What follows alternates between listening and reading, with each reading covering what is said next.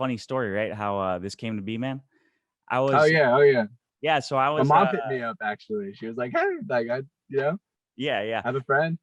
Yeah, I was my wife, she has a client, your mom, she's her client, right? So this one day she comes in on Sunday and I'm watching the UFC fight night and I'm into it, right? And she hears me screaming like, as usual, like she's like, "Oh," and then she's like, "Oh, is that the UFC?" I'm like, "Yeah, yeah." And she's like, "Oh, well, my son trains UFC." And that's like such a funny thing to say, right? Because you're like, "Oh man, this is everybody trains UFC nowadays, right?" And Right. yeah, and I'm like, yeah, yeah, yeah, whatever, right? And she's like, "Oh no, he's a fighter." And I was like, "Oh, that." And then I was like, "Really?" And she's like, "Yeah, he trains with Derek Brunson in North Carolina." I was like, "Now you got my attention." You know what I Yeah. mean? I was like, "What?" Oh. Yeah, I was like, wait a minute. What did you say? And she's like, "Yeah." And to her, it's not a big deal. I'm over here already already geeking out. I'm like, "No way, for reals?" And she's like, "Yeah, I gotta find his Insta and his and all that stuff where I could follow him." She's like, "Yeah, of course," and all that stuff. So I thought that was pretty cool. I reached Honestly, out. straight up, she told me to like I was in school and I wasn't too happy. She told me to like drop out essentially. She was like, "Yo, go pursue that dream, boy. Get out there." And Yeah, that's that's how question I'm number here. one, man. Yeah, how'd you start off? Like that was it. That takes a lot of cool, like that takes a really, really good support system. You know what I mean? For you to do that, because that's That was insane, crazy. man. How'd you Yeah, feel about especially that? having like an Asian mom. You never really expect her to be like, "Yeah, dude, you'll be straight. Your parachute." She's like, "You don't ever know if it open if you don't jump." But I never like say I had an existential crisis. I always wanted to be a fighter. Like I remember like being in a first like MMA fight I watched was Sokoju versus Lyoto Machida. So the dragon versus the African assassin. Oh, okay, cool. And Machida won. I remember my mom like telling me to turn to the channel. I watched it and I like from that moment on, I was just like, yo, like you can that's Yeah, crazy. Like, are you yeah, serious? yeah. And I wrestled in high school and then I've been training like 8 years now, like just since high school, just not I wouldn't say every day, but as often as I can. And now it's every day since I fight now. But you know, Hey, man, that's awesome to hear. I get so excited when I hear anything about that kind of stuff, man. About MMA in general, because it's such an awesome sport. It's new and people, the community is growing bigger, right? So oh it's yeah. I think it's the best sport in the world. It is the best sports in the world, isn't it? Right? I'm So biased, yeah, of course. yeah, I think so. yeah, Yeah. yeah. We got to be biased, man. Hey, so you're talking about that first fight, but when did it click, man? When was that like, "Oh, yo, man, this is gonna be what I'm gonna put all my effort into. Like this, I want this to be a career." Like junior Like, year wrestling, I was like, yeah, dang, like I can just like get paid for like moving bodies, like throwing people around and like grappling and like okay, my dad showed me how to do the guillotine when he got back from like Afghanistan the first time. uh-huh, Showed my brother and I how to do like the guillotine and like the arm bar. And yeah. that was kind of like my first interest. I was like, wait, what? Like I can this is break some dude's crazy. arm.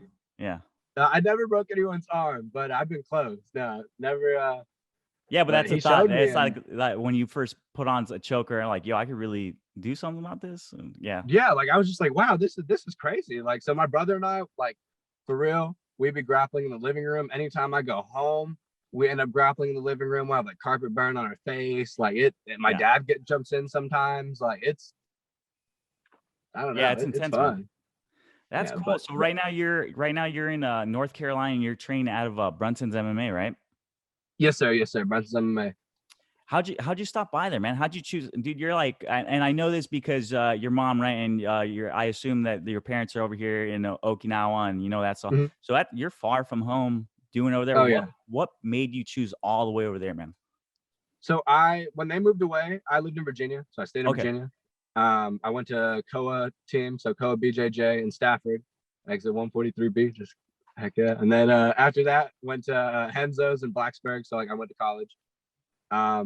I dropped out, and I was like, well, the only place I can go is Jacksonville, where my dad lives, and he has the key to two gyms, and I can just train full time and work at the restaurant and figure it out there.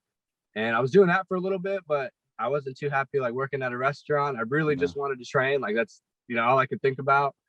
So I moved to Wilmington. I tried to find the closest gym to me, and Brunson's was as a UFC fighter, so it has the blueprint. He knows yeah, exactly what to do, how to get there, and as long as I'm a sponge and do what I'm supposed to do and perform it, everything should fall into place. Yeah, 100%, and I get that. Yeah, so that's another thing, right? So you're there, right? You just said it yourself. The blueprint is there to get to the UFC to be a top contender. You see Oh yeah. that guy when you're in the gym, your coach, and there's got to be motivation, right? What is like what do you what's the motivation once you see somebody who's been there, who's done that? Because essentially everybody thinks that being is like getting to the all-time top is like getting the belt, and essentially it is. But in other ways, for people who do it full time and all that stuff, making it to the UFC as the organization there, and just being in the top contender, that's where you want to be. For me, that I'm just speaking, but also Oh yeah. I Oh imagine yeah. for you, right? So you see somebody like that, and what's that like, man? You gotta be like that, gotta drive you a little bit more, that has to push you Yeah. a little bit more. You definitely don't want to lose or get your ass beat in front of Derek in sparring or anything like that. Yeah. But it's cool because Derek, I mean, he owns a gym, so that's my dream. And I also want to fight in the UFC. So he kind of does both. And I mean, he sets a great example, like not even to like brown nose or anything, but he Yeah. like, I mean, he's like the most sober guy I know. Like oh shoot, I'm sorry. Are you good? Phone just put on low battery. But he said, he's like the most like sober guy I know. He really like, I mean, he like practices what he preaches, but for real, like I don't know. He doesn't drink. He eats well. He trains Really? every day. He lifts. He does his cardio. Like so, he just is like a great I guess mentor, a great thing to look at when you're like, oh man, I'm messing up in my life. Why am I not great? Okay, Yeah. am I lifting? Am I running? Like Yeah, that's he great, man. he helps out. Yeah, practice what you preach. That's not what you see a lot of places do, especially when it comes to gyms. I've been in a couple of gyms over here, and it's like you said, you want your coach to set the example and all that stuff. And I was peeping on your IG and stuff like that. And you guys have like your just like any wrestling team or any actual good team, right? You guys get the huddle in, and you guys talk, and you guys motivate each Oh other. yeah, I'm like, I saw that, and I was like, man, that is amazing thing to go in there and to have all those other guys with the same type of mindset, right? So definitely.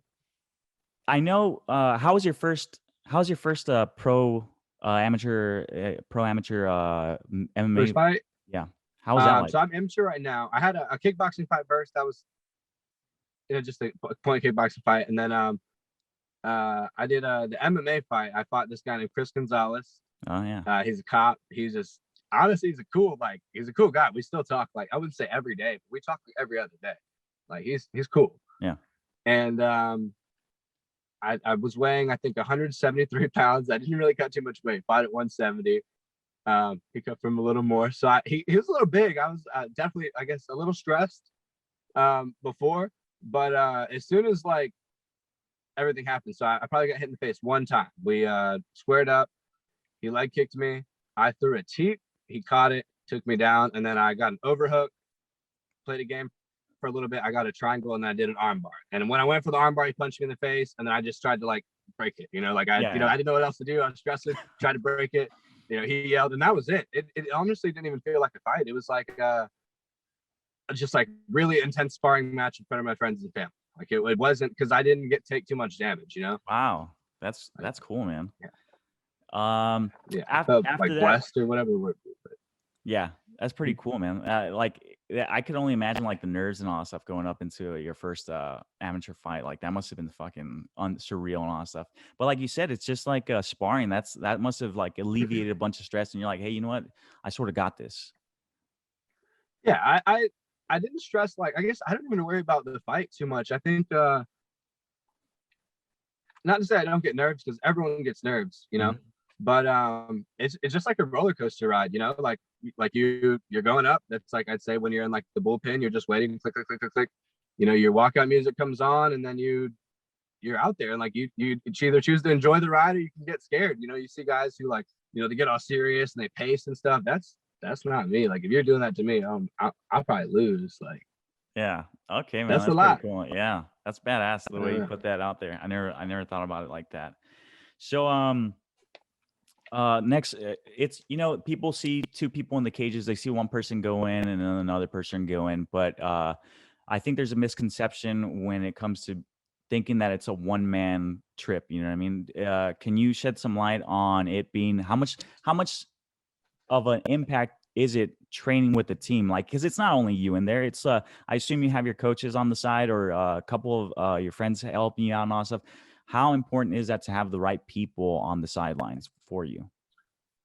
I think having the right people and the right game plan on the sidelines, like doing all your pre-fight stuff and having that support system is ridiculously important because, like, I mean, there are all kinds of people that come and they fight without corners, and sometimes they win, but most of the time they lose. Like, if you just show up to a fight without a corner and you're just trying to throw hands, and I have my corner telling me what to do, and we have our game plan already set up, like I feel real strong, you know, and I try to listen to them because they can see things that I don't see. So if they tell me to do something, I try to do it like a video game character. You know, they say low kick, I'm gonna try to throw a low kick in that moment. Like Okay, I trust them. So, you know, I just, that's I think awesome, it's man. super important. So you're also a teacher over there at BMA, correct? Oh, yes, sir. Yes, sir. Yeah. So how's that like, man? Because you know you're an up and comer, and at the same time you're also a teacher. You know, but those people who barely come into the gym, and also those kids that barely come into the gym, you got a lot to teach them. You know what I mean? So what's one thing that you want your students to learn from you? Whether it's in the aspects of something from life, or is it something in actual training? You know what I mean? Because that's an important role. I noticed that you said that you wanted to be it was super important for you to be a teacher, that you want to do that, you know, and that's awesome to hear because not a lot of people like to Right. have that role. You know what I mean? Not a lot of people want to teach the youth and all that stuff. And moving forward, you don't have to be 40 years old or 50 years old and all that stuff. You can be right now. It's like having like a older brother and stuff like that. So what is it that you want your kids, your students to uh, essentially learn from you? I hope my kids learn that it's okay to be under pressure or a little uncomfortable. You know, like when you're Yeah. tired, man, Hell yeah. pick the hard people, pick the people that beat your ass, pick the people that like, you know, strangle you nonstop, or you know, or can hit you when when you can't do anything. Like those people, they make you stronger. Like you're trying to be not to be all corny and everything, but you want to be like forged in fire, not some, you know, Yeah. just it should be hard. If it was easy, you know, like everybody would try to be a fighter. You know, everyone says they fight now. Like you really gotta just be okay with like I mean, I got beat up by Derek the other day. I don't know if you saw on I Instagram, did. but Yeah. Yeah. that dude, that dude gave me the work. And like you just gotta look him in the eye after and just be like, I hope you're tired now, you know, and just At yeah, least you got that you on know, him. Yeah, that's cool, man. yeah, like Dude, he's at least got a couple. How many pounds he's got on you? He's got at least 20, 30, right? yeah. He's a big He's so boy, dude. strong. Like He's a big he's boy, so dude. strong. Like jujitsu doesn't work on Derek. Like I mean it does, but So, yeah, Derek's yeah. so strong. Like Yeah? it's ridiculous. But in martial arts, I hope everyone learns to turn them hips over on the kicks. Oh, yeah, yeah, yeah. Okay. Turn your hips over on the kicks. That's legit, man. Um, so I gotta ask, man, another thing, like, what's like the thing that you what's the thing that's driving you to perform a little bit better every day? You know, like something that drives you and all that stuff. Because you're young, man. You know what I mean? You got no is like your family. Is it your family? Is it or like for you to have the mental fortitude to go in there, and you're driven by yourself. What drives that, man? Um, Honestly, okay, so I want to set a really good example for my brothers. Like that's been pretty important to me. Definitely like tell them to follow their dreams. Like my brother, like I don't know if he's gonna drop out now, but he's trying to start a clothing brand. You know, I'm just like, dude, like if you follow your dreams, man, like I'm trying to do it. Like Yeah. who knows? And yeah, but definitely my brothers. My mom and my dad, they help definitely a lot too. But I think about my brothers a lot, and you know, it sucks being broke. Like I'm ready to have some money. I'm ready to, you That's know, a good driving factor, man. You know, if yeah. you're a little bit hungry and all that stuff. So, how's the train consist of over there? Like, is it? So they have like every class. Like I'll be honest with you, there's like cardio kickboxing, so you can go in there and get your cardio kickboxing. There's regular kickboxing and like Muay Thai. There's wrestling. There's no gi. So like, um, for example, I guess like on Tuesday, I went at noon. I teach the no gi adult class. Then I go back to work because that's my lunch shift, and then I come back at 5, and then I stay until about 9 o'clock. Yeah. So I'll do um like the another no gi class. I'll do the kickboxing, the MMA, and then the open mat. Okay.